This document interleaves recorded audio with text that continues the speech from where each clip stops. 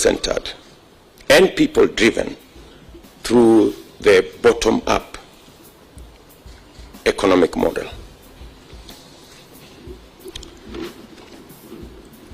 Four days to the general election, however, we are seeing choreographed incidences after our competitors have realized that what they thought this election would be has completely changed and become something else. Our competitors have realized that they have lost this election. And as a result, in panic, they have sponsored all manner of opinion polls. I think there have been maybe 10 opinion polls in the last 2 weeks, saying more or less the same thing, meaning they don't even believe in their own lies. That's why they have to repeat them so many times. We don't mind that. They can deceive themselves as much as they want. But we are concerned about a couple of things that are going on in Kenya. We are concerned, and that is why we are here today. We are concerned about meetings that are being organized in dark places to orchestrate disharmony, to orchestrate conflict, and to plan what is not good for Kenya. Recently, the president met people in Nakuru, and the outcome of that meeting is not good for our country. Apart from threats to members of my team who are leaders, what is emerging from those meetings is eventually the leaflets you see. Sometime this week, leaflets were distributed, pamphlets warning communities, the same old stuff that has taken Kenya through a lot of pain. These leaflets are not innocent. There are people known by the state behind these leaflets. And the intention of these leaflets and pamphlets are to cause panic in the population and to create a situation that will foment citizens fearing to go and vote.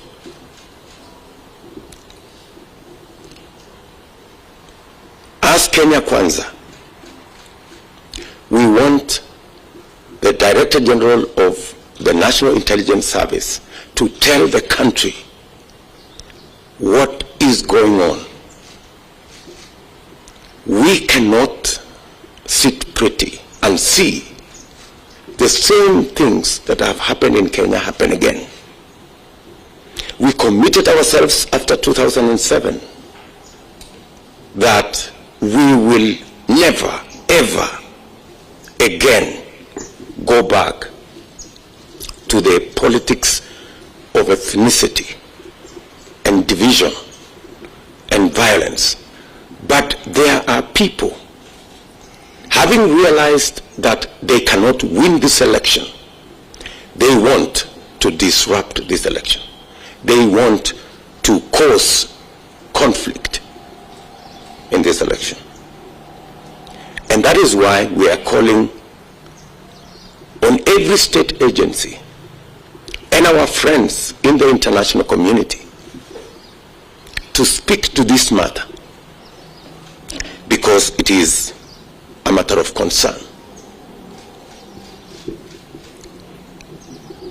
the Regional Commissioner, Maalim Mohammed of Rift Valley, the County Commissioners, Samson Ojwang of Trans Nzoia, and Stephen Kihara of Uasin Gishu, and Erastus Mbui of Nakuru are part of this scheme. They are the people holding night meetings to orchestrate and to plan conflict among us Kenyans. And unfortunately, the President of Kenya is aware. We are asking His Excellency the President, in his constitutional duty as the President of Kenya, to ensure that the country is safe and to stop these people from planning the evil that they are planning. The President knows them very well. And the President must stop these people from causing conflict among us Kenyans. The same way the President stopped Mr. Kinoti about a year ago when he was planning the same schemes with the post-election violence victims. The President is very well aware what Mr. Kinoti was planning then. He is very well aware what these people are planning now. Let me also say that this plan is being propagated by certain media houses, Kameme and Inoro FM, and more specifically, Njenga Mungai and Joseph Kuna. They are running narratives around violence and around conflict. These people should be made to answer for what they are doing. The law is very clear on incitement. To make matters worse,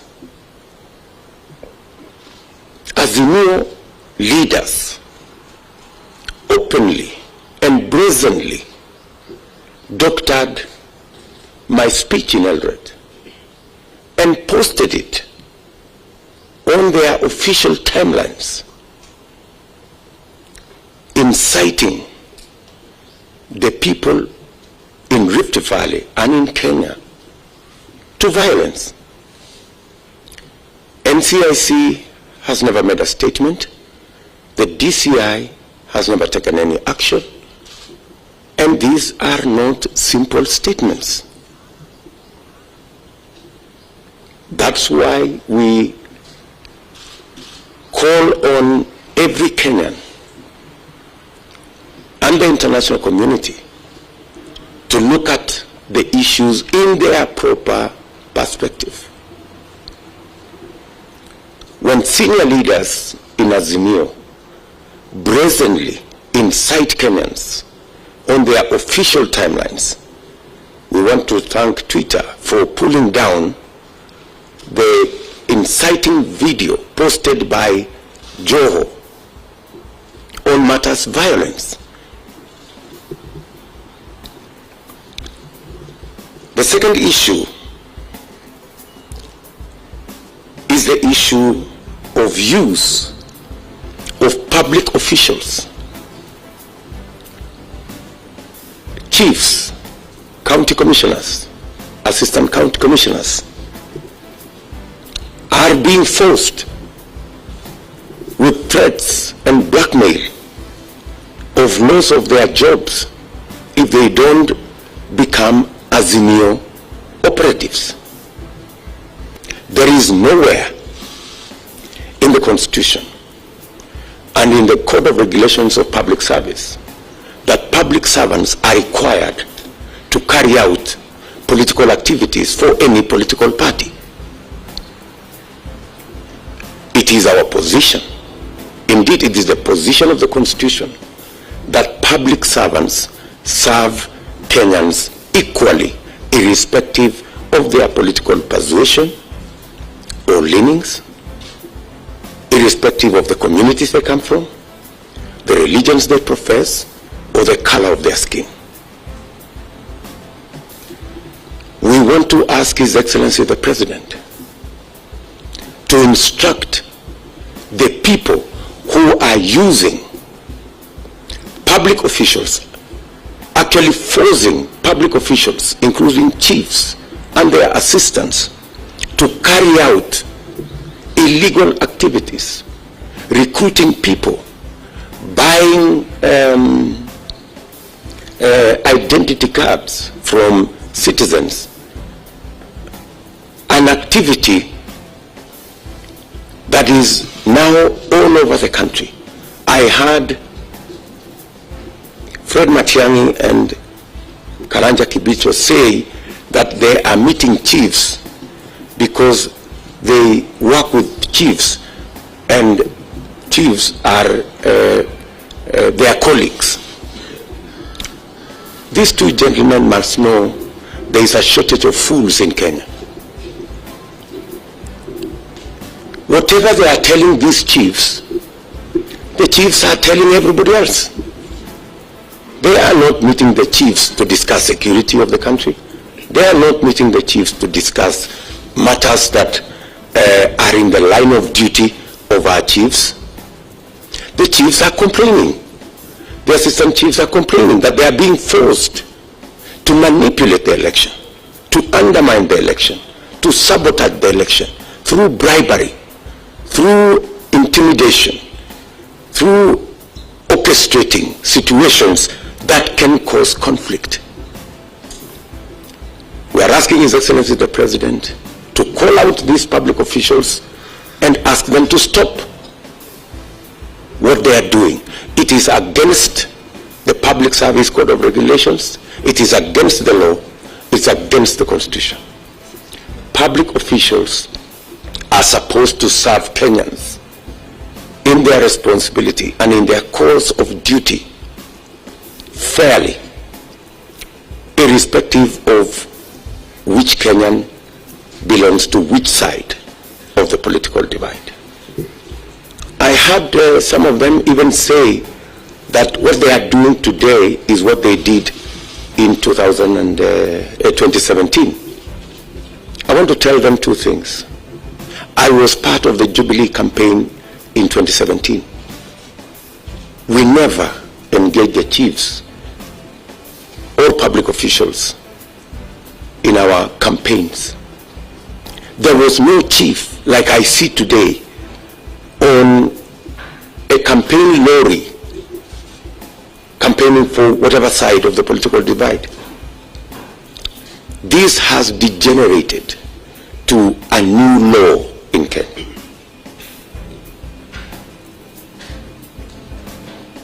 And secondly, two wrongs never add up to a right. Assuming even what they are saying is true, it is wrong. Whether it was done before or whether it was not done before, it is still wrong. So I want to ask public servants, all public servants in Kenya, to refuse the blackmail and the intimidation that they are being subjected to try and help the failing Azimio campaign. Chiefs, their assistants, members of the public service should know that their jobs are protected by the Constitution. And even if anybody takes action against them for refusing to participate in illegal activity, they can rest assured that their jobs will be safe because their jobs are secured by the Constitution. Any illegal action taken against any public official for refusing to participate in illegal campaigns will be null and void. And we want to assure all public servants that the Constitution will protect them, and we will protect them to do the right thing. The current recruitment by chiefs of people around polling stations so that they can facilitate the bribery and the undermining and the sabotage of the Constitution must stop, because Kenyans are looking forward to a free, fair, and democratic election. We want to ask in this meeting all public servants to observe their code of ethics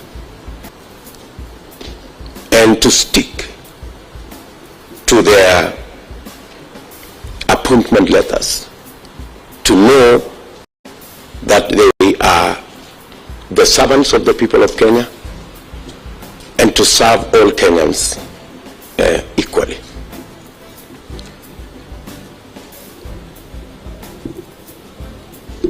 I also want to ask the IEBC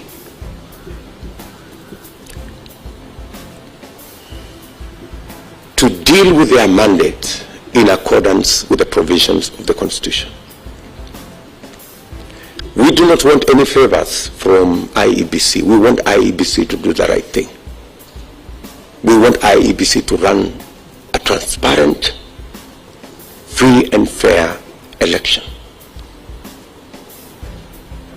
Some of the public officials that we feel are already compromised, we are going to write to the IEBC using the channels that we already have between IEBC and all political parties to raise our concerns on some of the areas that we feel require fine-tuning, so that all of us can go into this election and the outcome of this election to be free, fair, and democratic. As you are aware, there is an attempt by our competitors to knock us out of venues for meetings. Last week, we were locked out of Buhungu Stadium in Kakamega, but we still held the meeting anyway. In fact, we held a bigger meeting outside the stadium than we could possibly have held inside the stadium. Today, we are supposed to have a meeting in Mombasa at Tononoka grounds.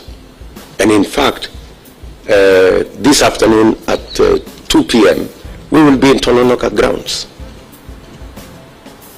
Some people are trying to use the police to stop us from having that meeting. This is our final rally in Mombasa. It's a very important rally. And the kind of excuses they are giving us is that the president is in Mombasa. I mean, how ridiculous can that be? I mean, so if the president is in Mombasa, we cannot have a meeting in Tononoka?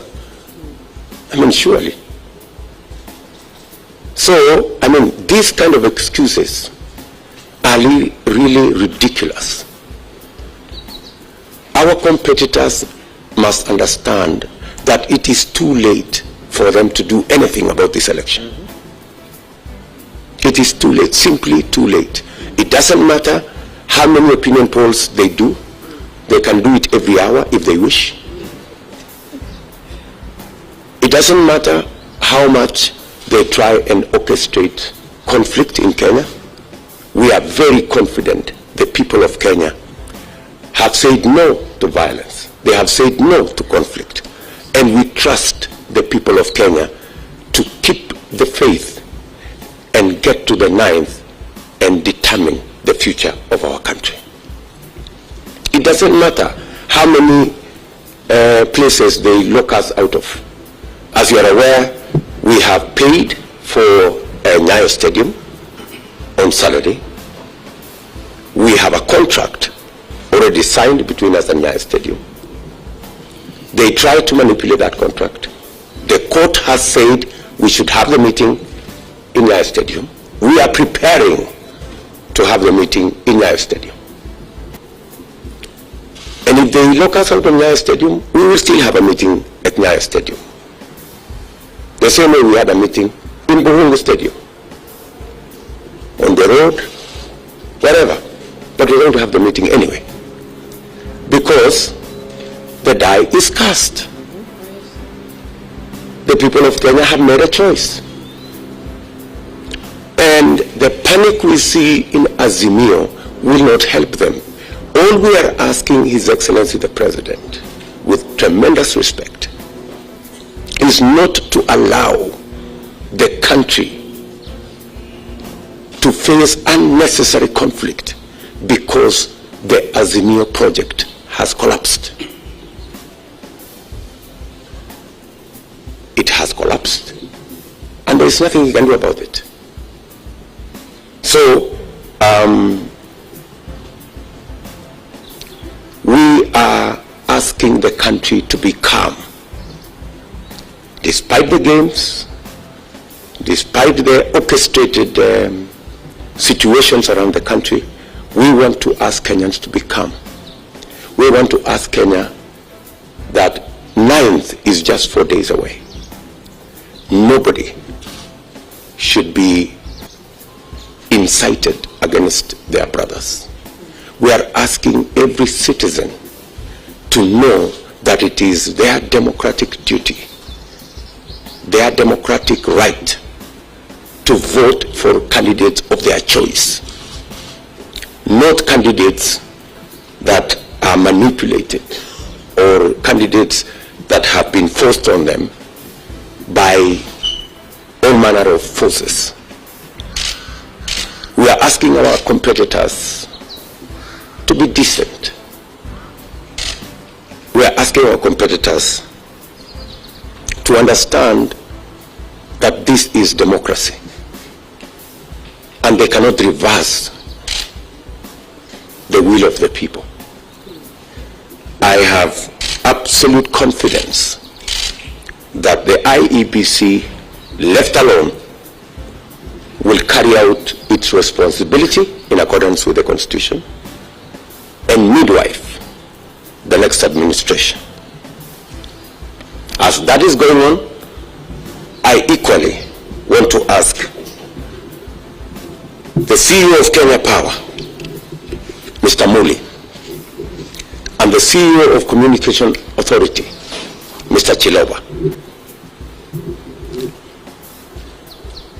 to exercise the responsibilities of their offices in accordance with the law. Kenyans do not want to see what happened during the presidential debate, where huge sections of Kenya were subjected to a blackout. They must never be, or they must never be part of any scheme, and I'm talking about Muli and 𝗔𝗕𝗎𝗎. They must never be part of any scheme to switch off either electricity or the internet anywhere in Kenya. It is against the law, it's against the Constitution, it is an act of sabotage, and it is an act that undermines the will of the people of Kenya. Kenyans don't want to vote in the dark. Kenyans don't want this election to be held in darkness or in gray areas or in dark corners. Kenyans want a free, fair and transparent election. Kenyans want to know what is going on. They want the internet to work. They want lights to be on, so that's the only way we can guarantee a free, fair and democratic election. We have chosen to make this statement in this manner because we believe that the issues are weighty and we do not expect any public official to engage in the kind of things that we are currently seeing.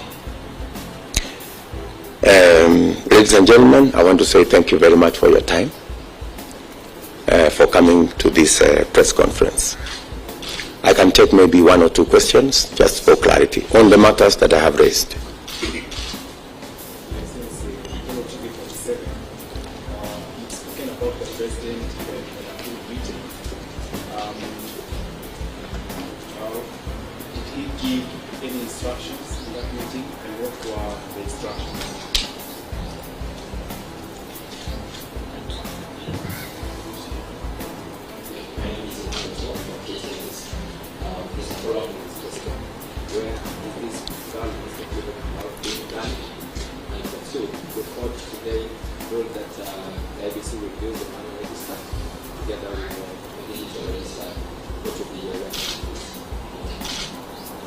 Your Excellency, my name is Uhuru.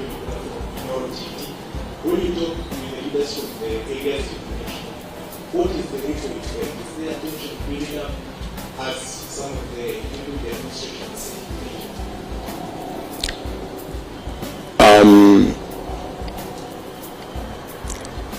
I think the President knows very well what he told the people in the meetings he held. And in all these meetings, I mean, even as you talk to 3, 4, 5, 10, 15 people, there are people who don't believe in the kind of schemes that are being carried out, whether they are in these meetings of chiefs. Many chiefs are reporting to us that they will not do what they are being asked to do, that they will not engage in voter bribery, that they will not engage in the kind of exercises that they are being asked to do. When we talk about